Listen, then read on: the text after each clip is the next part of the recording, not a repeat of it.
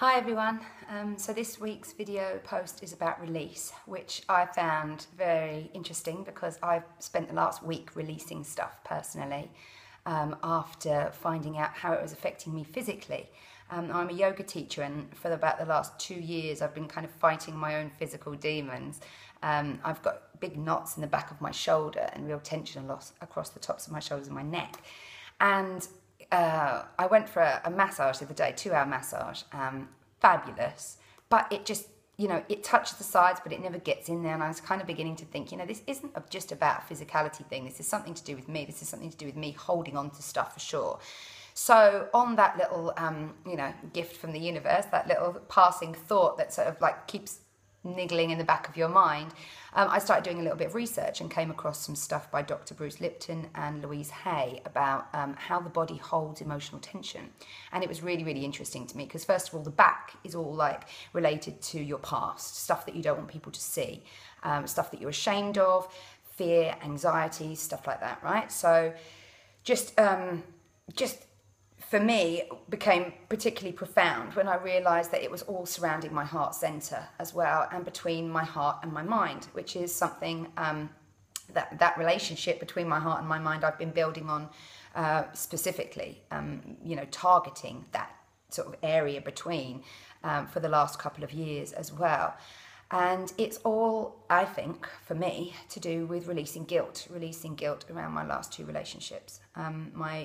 The first relationship I'd like to tell you briefly about, I was with the guy for 9 years.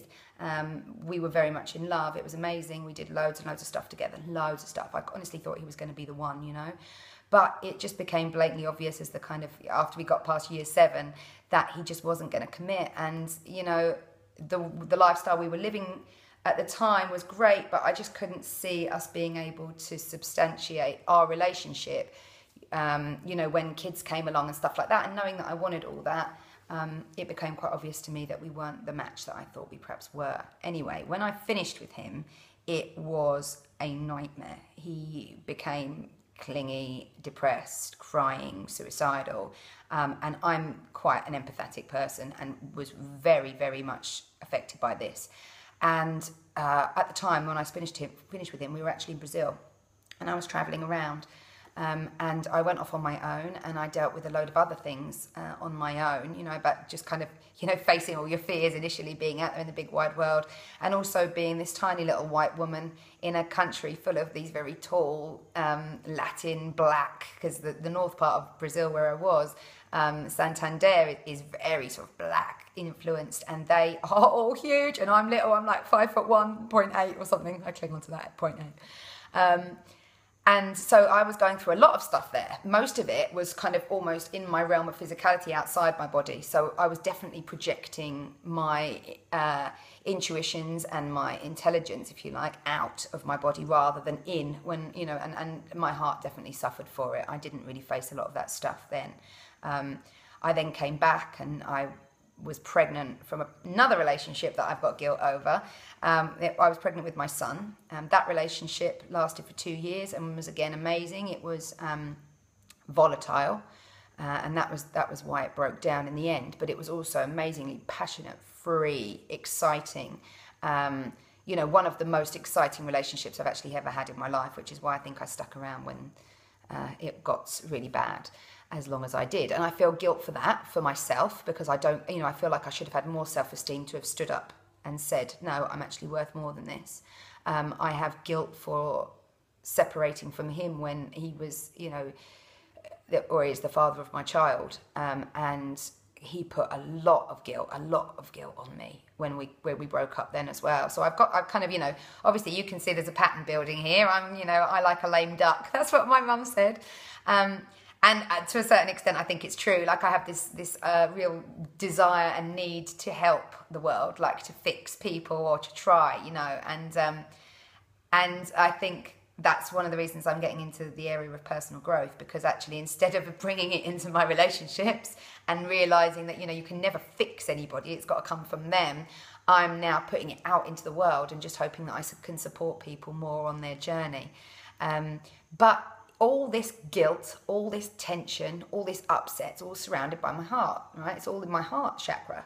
And behind me in my past, and the stuff that I'm guilty for, and the stuff that makes me feel, you know, yeah, just guilt, but also the pain of letting myself down as well, is something that I do hide.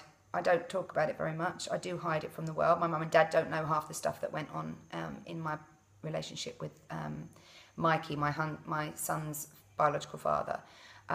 I never told them. I haven't told many of my friends. I kept it very much to myself. I was very ashamed in that relationship, and I was very shamed in that relationship.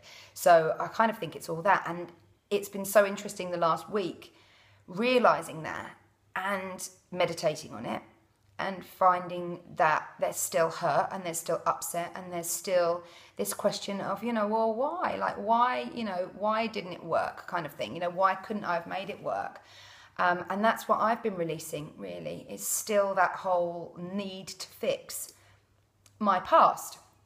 And I found it quite hard. I found it quite emotional. I didn't think I would. You know, it's kind of like 10, 12, 13 years ago now that I broke up with. 13 years ago I broke up with Rob. It's 10 years ago that I broke up with Mikey. And, you know, I'm married, very happily married and everything now. But I also feel that some of this guilt perhaps might have been kept in place by my present relationship, because it's only recently in the last couple of years in my marriage that I've become into my own. You know, I've begun to stand up for myself, and begun to build my self-esteem back up again, really, after those last two relationships. And again, you know, that's quite hard for me to say as well. You know, I'm a very vivacious, bubbly, you know, person out front, and then I keep all this stuff in. So, and it's all here. And it's really interesting to me that that's where I'm holding the physical tension as well. The other thing that came up was the connection between my heart and my mind, which is something that I've been working on a lot again over the last couple of years, trying to get the two perfectly in aligned. You know, what it is that comes from my heart. You know, this is that singing our heart song thing, right? You know, what it comes from my heart, what it is that I really, really want to do with the world, and then how I can bring that up to my brain so that I can put it out there in a business strategy, make it successful, make it work.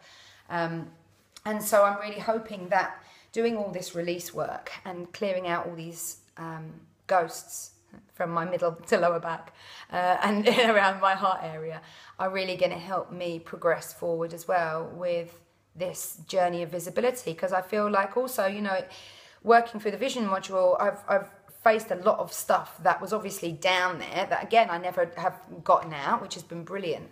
But I really need to show myself a little bit of self-compassion. So that's kind of when I wanted to do this video today, because I wanted to say, you know, while you're busy releasing and all the rest of it, please, please, please be self-compassionate, because, you know, as women, we are tremendous supporters, you know, we're a tremendous support network, not only to one another, but within our family as well.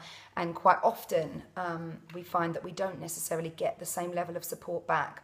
And so it's down to us to realise that we are flipping fantastic, and just as we are.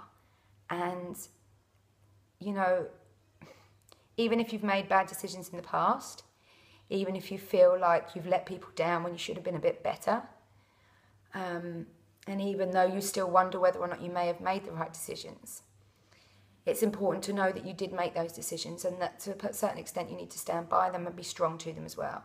So I have a lot of guilt and a lot of upset around leaving these two men, because I felt like I left them in their own mess, you know. But I look back now and I realise that that mess wasn't created by me, that mess was created by them. And in all honesty, you know, they're probably still creating that mess for themselves, because they never learn. And I intend to learn, because I don't want to keep going through this same stuff time and time again. It's a time waster apart from everything else. You know, I've got great stuff to get on with in my life. I really want to get into this and get through this and kind of recognise everything and the reasons and the whys and the what fors, and be able to move on. So, yeah, I just wanted to share that I've already been releasing, and that one of the biggest gifts that I've given to myself is self-compassion and forgiveness. And yeah, it's hard. It's hard releasing things, But you know, and I'll keep you posted with the physicality. I'm hoping that once I keep kind of meditating on it and releasing and letting go and doing that visualization from the Honeypuna, Puna, whatever it was, that was brilliant. I loved that July's masterclass. You know, keep doing that visualization, which I found very, very good as well. It gave me a tool to be able to move forward over the last week, which I didn't have before. So again, thank you, Michelle, for this amazing opportunity. It's gifting me all over the shop. And thank you all for listening, and thank you all for supporting me now. Big love. Happy releasing. Bye.